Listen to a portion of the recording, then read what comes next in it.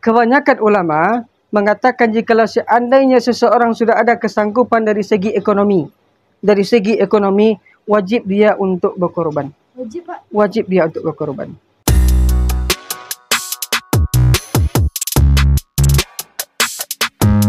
Oke semuanya, balik lagi di Semantitel Podcast. Bareng aku, Taskia Nafasa. Nah, kali ini nih, kita udah kedatangan tamu nih. Nah, sumber kita salah satu guru pendidikan agama Islam di SMA Negeri 3 Bukit Tinggi. Assalamualaikum Bapak Arwan. Waalaikumsalam warahmatullahi wabarakatuh. Gimana Pak kabarnya Pak? Alhamdulillah baik ya. Alhamdulillah Pak. Bentar lagi itu ya Pak, Idul Adha ya Pak? Iya, alhamdulillah. Nggak terasa. Ya, Pak. Kira-kira Pak, saya mau nanya nih Pak soal Idul Adha nih Pak. Iya. Boleh nggak Pak ceritain secara singkat makna dan sejarah dari Hari Raya Kurban dalam Islam Pak? Oke. Kalau berbicara tentang makna, berikut sejarah Hari Raya Idul Kurban atau Hari Raya Idul Adha, tentu kita harus merujuk dan melihat secara literatur seperti apa sejarah Hari Raya Idul Kurban. Maka oleh karenanya perlu kita lihat terlebih dahulu apa yang menjadi penyebab atau secara histori kenapa bisa muncul Hari Raya Kurban atau Hari Raya Idul Adha. Sebab Hari Raya Kurban itu banyak orang yang menyandingkan dengan Hari Raya Idul Adha. Dibaca Hari Raya Idul Adha berarti sama dengan Hari Raya Kurban. Sebab kurban itu pada umumnya dilaksanakan pada Hari Raya Idul Adha. Secara sejarah kalau kita melihat Hari Raya Idul Adha atau Hari Raya Kurban ini bermula dari kisah Nabi Ibrahim AS dengan anak beliau Ismail. Jadi pernah suatu ketika Nabi Ibrahim AS beliau kan rajin sedekah infak. Bahkan beliau juga suka dan gemar berkorban. Nah, pernah suatu waktu ketika beliau berkorban, semuanya beliau korbankan. Bahkan terlontar ucapan dari mulut Nabi Ibrahim, jangankan harta, kata Nabi Ibrahim, seandainya Allah berikan saya anak. Kebetulan ketika itu Nabi Ibrahim belum Allah karuniai seorang anak. Nah, terlontar ucapan dari mulut Nabi Ibrahim, jikalau anak Allah kasih, Allah titipkan kepadaku, jangankan harta, anak pun akan aku korbankan, kata Nabi Ibrahim. Lalu selang beberapa lama, setelah menikah Nabi Ibrahim dengan isteri beliau yang kedua, Siti Hajar, Allah karuniai Nabi Ibrahim ini seorang anak. Diberilah nama anak ini dengan nama Ismail alaihissalam. Cuma ketika lahir Nabi Ismail, langsung Allah uji Nabi Ibrahim dengan ujian yang amat luar biasa. Sekian tahun Nabi Ibrahim merindukan kehadiran seorang anak. Tahu-tahu ketika hadir anak disuruh untuk berpisah. Diasingkanlah Siti Hajar berikut dengan anak beliau Ismail. Nah, di tempat yang mana tempat ini nanti cikal bakal akan munculnya mata air Zam-Zam. Ya. Kalau kita runut sejarahnya, diasingkan Siti Hajar dengan Nabi Ismail. Ketika itu Nabi Ismail sedang kehausan. Siti Hajar bingung di mana mau dicari air untuk memberikan Nabi Ismail ini minum. Ketika berlari-larilah Siti Hajar, inilah cikal bakal pelaksanaan ibadah haji dan dari rangkaian kegiatan yang akan dilaksanakan di dalam ibadah haji. Nah, lalu hentakan kaki Nabi Ismail tadi, karena kehausan tadi, dihentakkanlah kaki oleh Nabi Ismail, muncullah mata air yang kita sebut sampai saat sekarang ini dengan air Zam-Zam. Selama beberapa tahun ketika Nabi Ismail tumbuh menjadi anak-anak, beliau dipersatukan kembali dengan Nabi Ibrahim alaihissalam. Nah, ketika Nabi Ismail tumbuh menjadi anak-anak, Allah tagih nazar yang menjadi ucapan Nabi Ibrahim di masa lampau. Sebab Nabi Ibrahim pernah mengucapkan, jangankan harta, jikalau seandainya Allah titipkan anak, kata Nabi Ibrahim, akan aku korbankan. Nah, lalu Allah berikan perintah untuk mengorbankan Nabi Ismail alaihissalam. Sebab ini suatu bentuk tagihan dari Allah. Ufi binuzrika, bayarkan atau tunaikan nazarmu Ibrahim, kata Allah. Maka ini perintah langsung ditunaikan oleh Nabi Ibrahim. Bila datang kepada Nabi Ismail, wahai Ismail, kata Nabi Ibrahim, aku diperintah oleh Allah untuk menyembelih engkau. Kalau pada umumnya anak-anak kalau ada orang tua, contoh bapak sebagai orang tua, Pak sampaikan kepada anak Pak, nak besok kamu bapak sembelih. Pada umumnya mungkin menolak. Ngapain Pak saya bapak sembelih? Kan pada umumnya seperti itu reaksi atau respon anak-anak. Terkejut. Tetapi Nabi Ismail berbeda. Memang berbeda kualitas seorang Nabi dengan manusia biasa. Nabi Ismail alaihissalam ketika diberikan cerita atau kabar seperti ini oleh Nabi Ibrahim, lalu respon dia luar biasa. Apa respon dari Nabi Ismail alaihissalam? Wahai ayah, jikalau seandainya ini memang perintah dari Allah, tunaikanlah. Beliau ikhlas dan reda, bahkan rela jikalau disembelih oleh ayahnya sendiri, yang mana ini merupakan perintah dari Allah. Ini luar biasa cerminan ketaatan dan kecintaan kepada Allah. Kecintaan dari Allah, sekalipun apa yang kita cintai diminta oleh Allah untuk dikorbankan, mau dan langsung diiyakan oleh Nabi Ibrahim. Ini bentuk kualitas ketaatan kepada Allah yang paling tinggi. Nah, singkat cerita, lalu sudah dikabarkan pula kepada ibunya Nabi Ismail alaihissalam bahwa anaknya ini akan disembelih. Juga ditanya oleh Siti Hajar, apakah ini perintah Allah? Seandainya ini perintah Allah, saya ikhlas.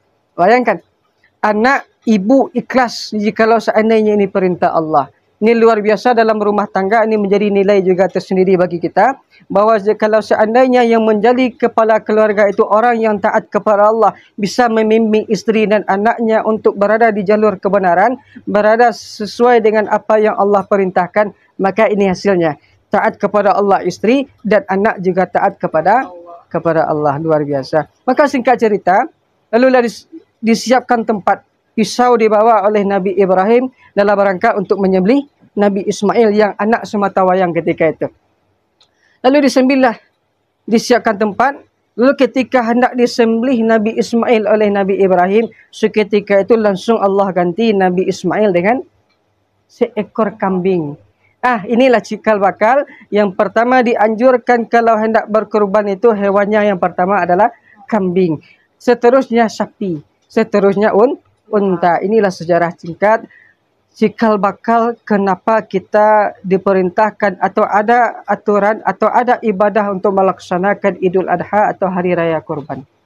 Jadi maknanya sangat mendalam, bagaimana suatu ketaatan bisa membentuk seseorang untuk cinta kepada Allah. Bahkan dalam rumah tangga, pondasi dasarnya adalah iman dan ketakwaan kepada Allah.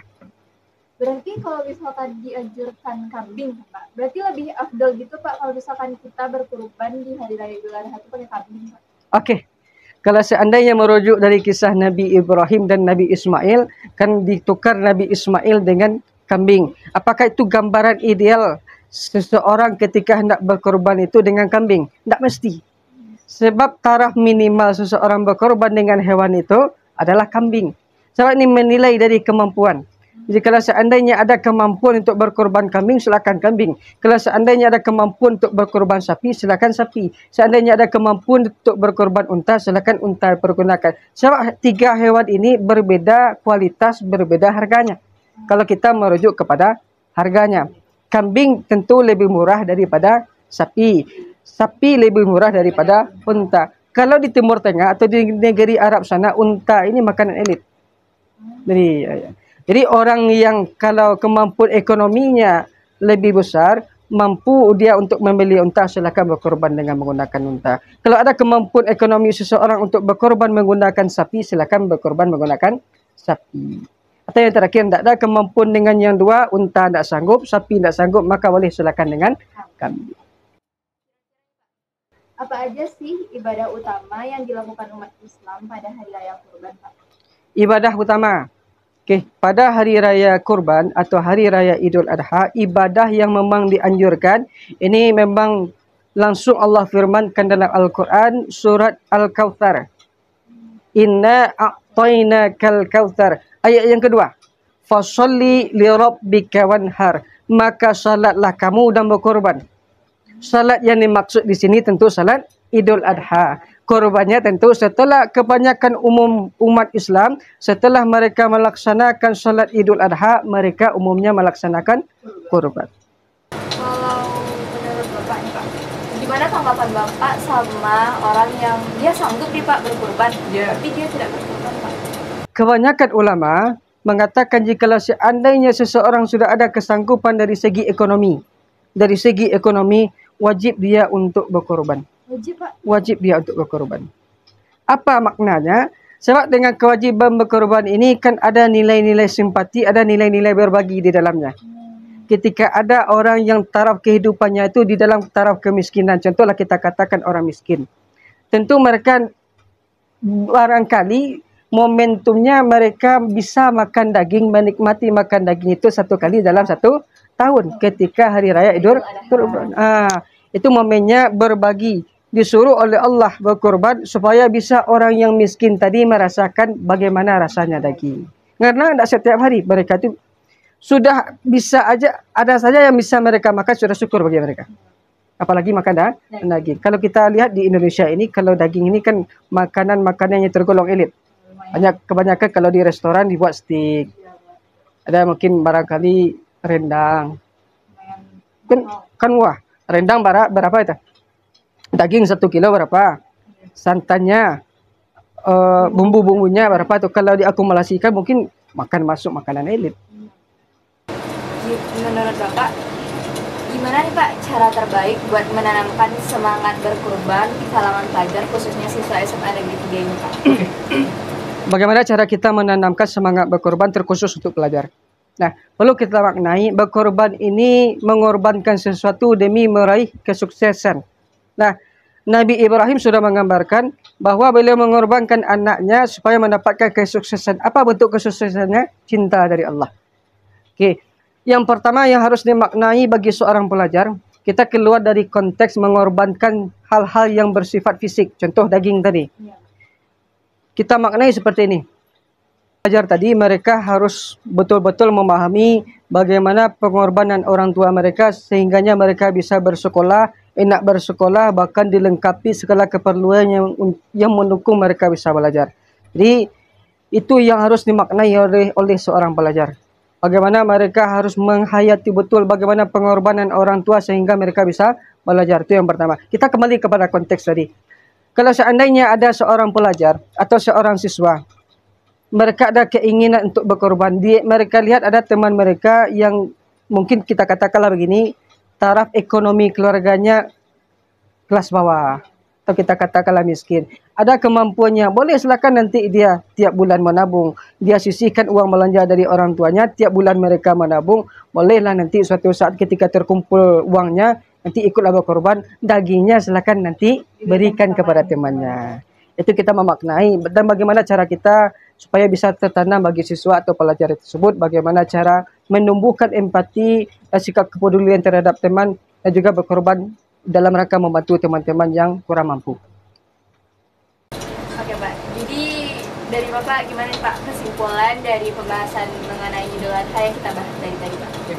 Jadi kesimpulannya, dan ini juga merupakan pesan dari Bapak, terkhusus bagi yang mendengarkan dan tidak terkecuali anak-anak SMA Negeri 3 Bukit Tinggi. Jadi maknailah Hari Raya Idul Kurban tersebut sebagai hari untuk berbagi. Berbagi itu bukan hanya dalam bentuk material yang kita dapatkan pada hari Raya Idul Kurban. Kan kita mendapatkan daging nih. Bukan hanya daging yang kita berikan. Berikan apa yang bisa kita membantu kepada orang lain. Contoh, kepada saudara-saudara kita yang di Timur Tengah sana yang mendapatkan musibah, yang pada saat sekarang ini dibantai habis-habisan oleh Israel, barangkali kita ada sumbangsi berupa material atau uang, kita bantu ke sana. Jadi pesan Bapak, hidupkanlah semangat berbagi, maknailah pengorbanan, dari setiap pengorbanan pasti akan membuahkan sebuah kesuksesan. InsyaAllah. Nah, jadi gitu guys. Nah, kita udah sampai nih di penghujung acara. Dan terima kasih buat Bapak Arwan telah menyampaikan materinya kepada kita semua mengenai Idul Adha. Selamat Hari Raya Idul Adha Bapak. Sekian dari aku. Terima kasih. Assalamualaikum warahmatullahi wabarakatuh. Waalaikumsalam.